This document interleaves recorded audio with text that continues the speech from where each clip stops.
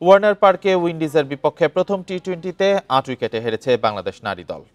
Toss জিতে ব্যাটিংয়ে নেমে সাবধানী শুরু টাইগ্রেসদের। দলীয় ৪৩ রানে ২ ওপেনারের বিদায়ের পর দলের হাল ধরেন শারমিন ও অধিনায়ক নিগার সুলতানা জ্যোতি।